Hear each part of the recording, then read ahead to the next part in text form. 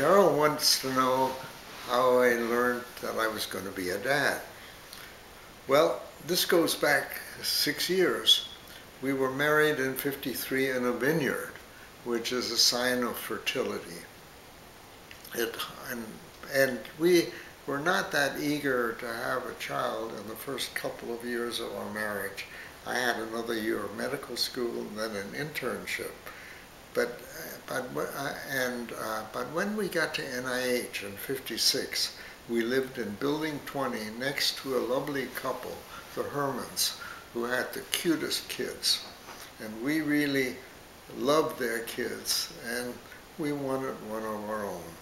So we thought it was time to think seriously about that, which we did, but nothing happened for some time. And Eve will share this better than I know, but she went to a gynecologist, a Dr. Walsh. Dr. Welch. Walsh. Yes. Dr. Walsh, yes. He was actually also the project director of the ship Hope. I think that may have been his brother. It may have been his brother. Anyway, so she went to see him. I was at NIH in '58 and gave my first paper at Princeton in the fall. It was, I had gotten a fellowship that I had mentioned outside at NIH. One of the requirements of the fellowship was to give the results of one's research. And mine happened to be on the effect of vitamin C on red blood cell metabolism. And Linus Pauling was in the audience, and Louis Leroy, another Nobelist from Argentina, and several other distinguished people. And I gave my paper.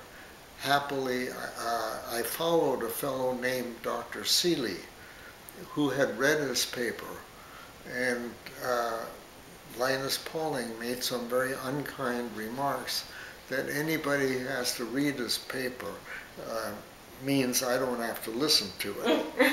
And so I was next because it was alphabetical after S-E-E-S-L-Y was S-I-M-O-N. Happily, I knew my paper, so I didn't read it and I gave it. But at the end of that, I called Eve. And I remember that day very well. It was a beautiful summer day. The Princeton, October day, and it was a beautiful day. The colors on the trees were changing. And I have a picture of Louis Leroy and his beautiful wife under one of these trees. And I remember it because I was associated with the fact that Eve told me she missed her period. And I came back a couple of days later, and we celebrated by having dinner on Wisconsin Avenue on a diner, which had a great steak for $2.95. and I remember very well that I was glowing. So we knew we were going to Seattle already at that time. And so we made preparations in the, one other thing, in December of '75, I wrote a letter to my father. This is 1958. He was born in 1988. So he was going to be 70 years old. So I said that we have a very special gift for you on your 70th birthday, but it's not ready for delivery just yet. And I have a copy of that letter. Oh, wow.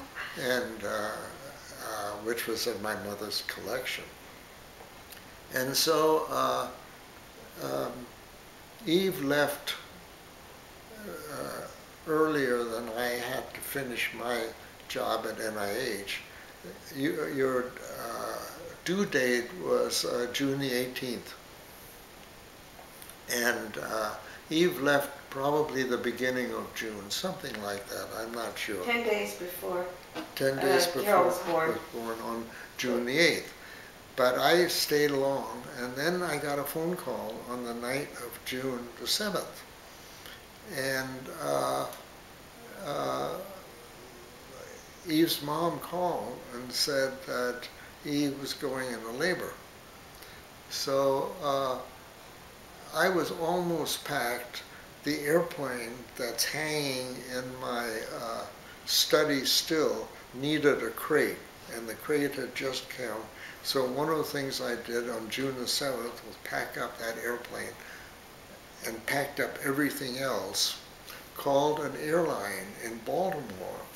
They had started jet service on June the 1st. The first 707 flight in 1958 cross country was from Baltimore to Los Angeles. And I worked all night, actually. I was up all night getting ready so I could get to Baltimore, leave the apartment, had the movers arranged to pick up the stuff. The Hermans opened the door and so forth, and everything was loaded. And I went to Baltimore, and I had taken along a book of names, boy and girl, for names. And at the airport, I met David Righthand, Dr. David Righthand, who was the chief of medicine at Stanford. And I told him about that I was about to become a father. And he went to the gift shop and gave me bought a card for me, which was very sweet. And so I had, I think we had picked out names before. One was Carol and the other was David. And so I flew nonstop from LA, from Baltimore to LA, called home, my parents. Dad answered. He said, you have a delightful little daughter. So now I didn't need boy names anymore.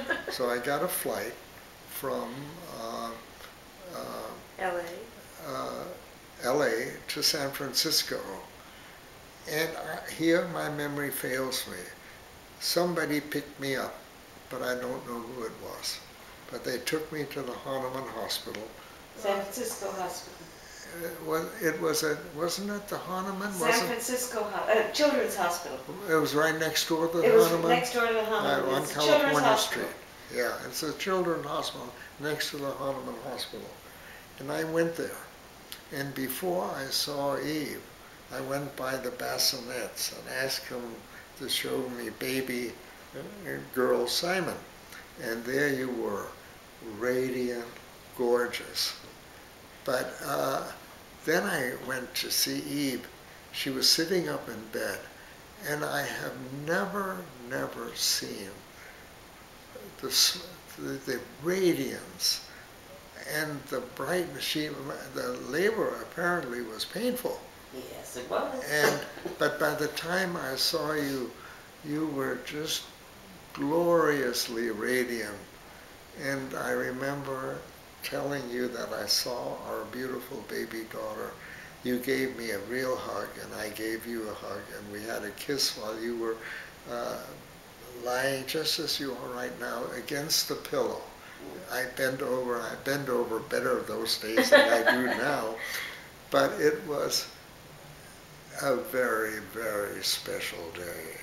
And worth waiting for. Not only worth waiting for, but since 1959, you, Carol, have been one of the three real great lights, one of the four. I can't leave out my wife, but of the three daughters, each one is so special, each one so wonderful and so loving. Each one very different from the other, but to our great delight, our three daughters love each other, and if even I have let's put it this way, we haven't screwed this up, so that the pleasure we get in knowing that our three daughters are each other's best friends and would do for each other whatever needed to be done is one of the great pleasures and satisfaction of our life. Thank you, Carol. Thank you.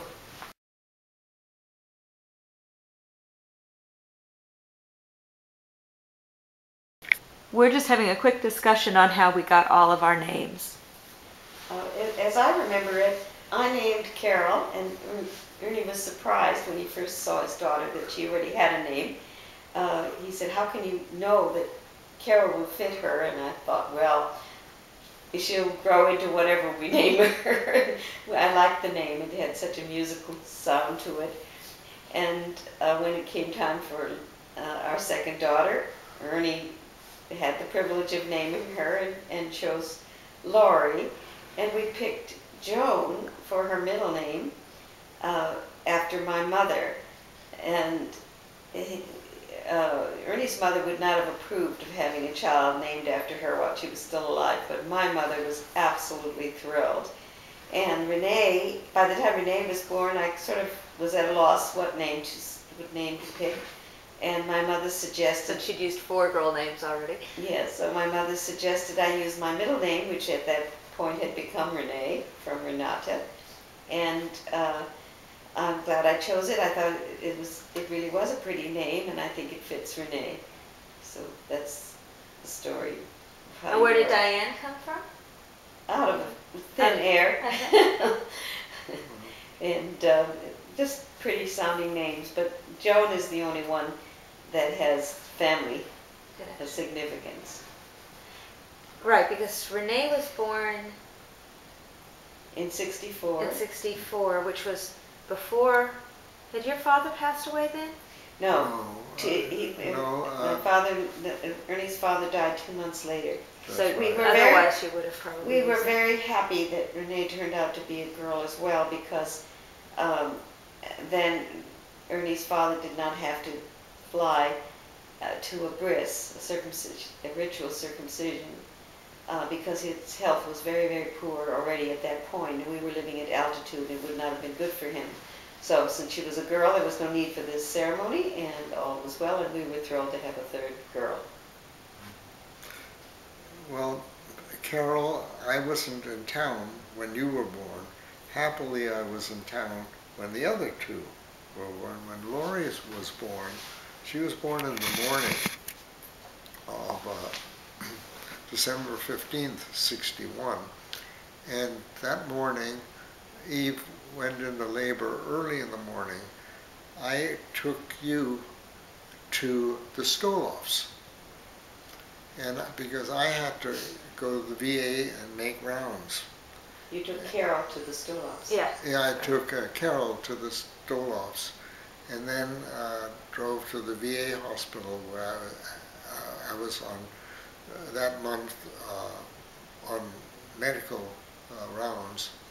And then after rounds, I went to Swedish Hospital where Laurie was born. And before seeing Eve, I saw Laurie. And she was so cute. She had hair sticking out like a porcupine. She was... dark hair, very funny looking. I don't remember Laurie being cute.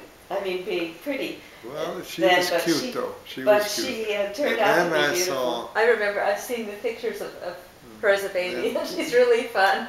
She was a cutie. But in a funny looking way. Who was your obstetrician? Dr. Rice. That's right. And then in Albuquerque, in May of '64, Dr. Randy Seligman was the obstetrician. And Seligmans were one of the early families that moved to New Mexico in the 1850s. Oh, wow. And they established clothing and haberdashery stores in New Mexico long before it became a state, which it only became a state in 1912.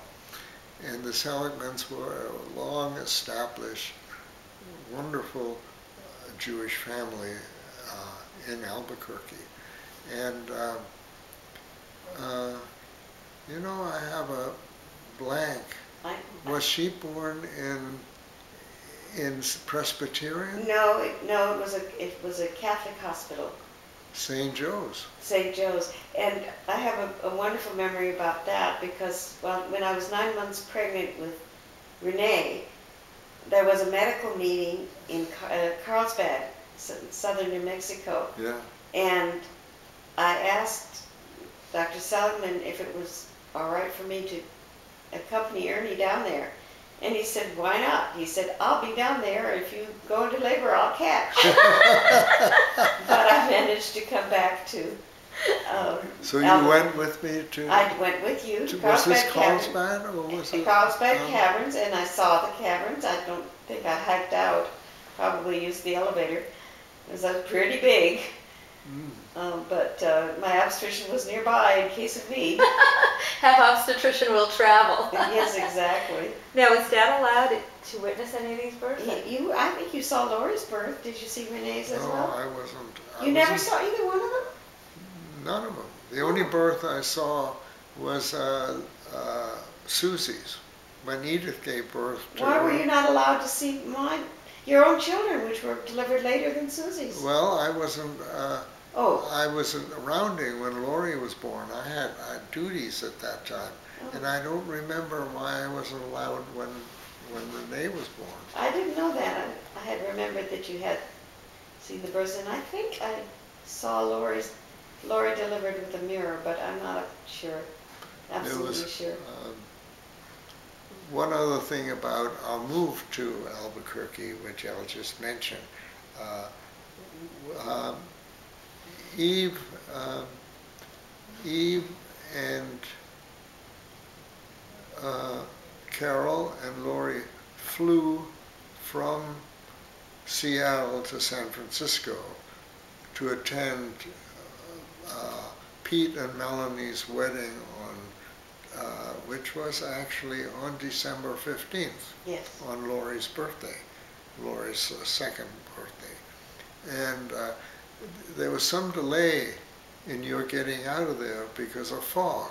In fact, you were delayed a day or two.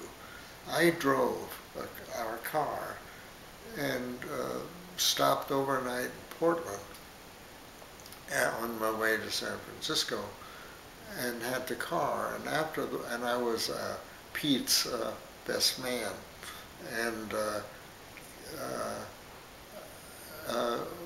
I spent a couple of hours with him in his apartment before the wedding. He claims that I gave him some courage, and he was a bit nervous about it. But then I drove the car from San Francisco to Albuquerque and spent a night in Las Vegas at the Stardust Motel, which I mentioned in relation to the Red Cell Manual. Mm-hmm. And that's where I learned about the cheap steak and the $8 room. And that's why when we redid the Red Cell Manual. The Red Cell Manual, we went to this motel. But then I drove to Albuquerque and registered at the university. And I was 34, I think. Let's see, is that right? This was 1963, yeah. I was 34, it was December of 34. And the young woman at the desk said, "May I help you, sir?" And that was the first time ever anybody called me sir. And I thought, my youth is over. And then you were all to arrive on Christmas Day from San Francisco flying. By Christmas Eve, I had rented an apartment. I had our house, which I had arranged and bought actually, it wasn't finished, but we could pick fixtures and curtains and carpets and some other little things was not going to be finished for another 6 weeks. So we had an apartment. So the night before, Christmas Eve, I went to the Circle K at the corner of Indian School and Carlisle and shopped for, I needed some diapers, I remember, because I think Lori was still in diapers. Yes, she was. And a portable crib, which we could use as a crib in the apartment and fold it up and put into the car. And I just remember that the people on Christmas Eve at the Circle K, which had it had a big Indian arrow there, couldn't have been nicer. Mm-hmm. They were so helpful. They said, I told them what the story was, that my 4.5 and 2-year-old were about to arrive. And I said I needed this and that. I remember asking me, well, don't you think you need this? Do you think you might need that? They couldn't have been more helpful. It was just a wonderful Christmas Eve. I don't think we mentioned one other thing about Carol that I wanted about Seattle. We took her to the Seattle Fair with her hair up, and we called her a little ponytail, not a ponytail, but straight up. We called it the Space Needle. This was the 1962 World's Fair in Seattle. Right? Yeah, and we took you there often, and you loved it, and we loved having you there. This is my father, Bernard Mayer. He called himself Meyer. And there's a story that my mother referred to herself as Mayer and introduced herself as the wife of Mr. Meyer because she wanted to anglicize her name. He was a delightful man, very hardworking, not very intellectual, not interested in book learning so much, but he was a wonderful, warm, caring man. Worked hard all his life, lost 3 fortunes in his life. And we gained enough of them to raise 2 children, send them to college, buy nice jewelry for his wife, whom he adored, whom he married at age 35 when she was only 20, and cared for and cherished all his life. And they had a good marriage. At the time they got married, my mother allegedly did so to get away from home and really didn't love him as much as she learned to do later on in life.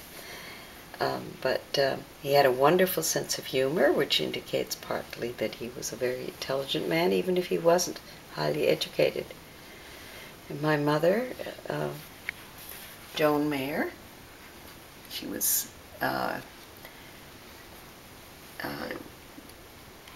very caring mother to me, very nurturing all her life, very intelligent, became the 3rd ranking librarian in the University of Chicago library system, very devoted to her children and to her husband, and became a role model for me. I wanted to be as good a mother as she was to me.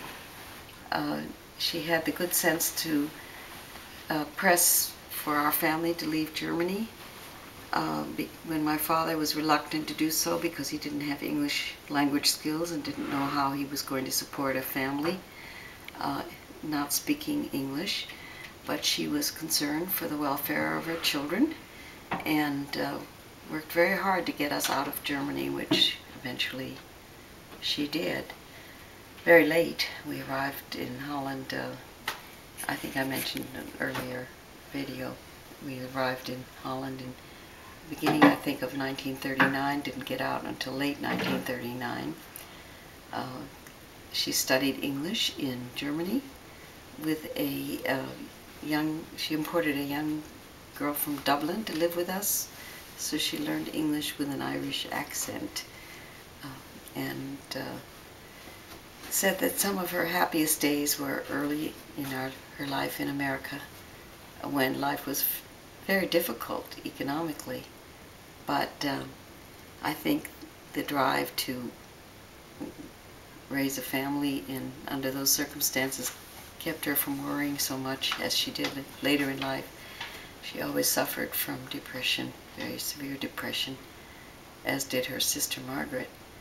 And despite the fact that she was very much loved, she felt often that she was not, at least by her mother, and she felt that her childhood had not been happy, and there was no chemical help or psychiatric help that she trusted to help her with the depression, and of course her life ended in suicide in 1969, and she was only 64 years old at the time, and she also convinced her husband to go with her.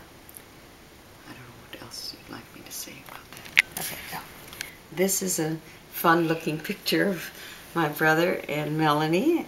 I don't know how old they were. They look like he might be about late 50s at that time, and Melanie's 15 years younger. Hard to tell. He's been a wonderful brother to me my entire life and continues to be so. He took care of me from the earliest memories, and he's always been there for me in a pinch and when there was no pinch. He's the most generous soul that I know, not only to me, but especially to me. And Melanie has been like a sister to me, a sister I never had, and I love her dearly. Do you want to add any stories about your childhood that you remember with your brother? Okay. And there are a couple more pictures of Joan and Bear. Bear is a much younger man in that picture, and Joan is there.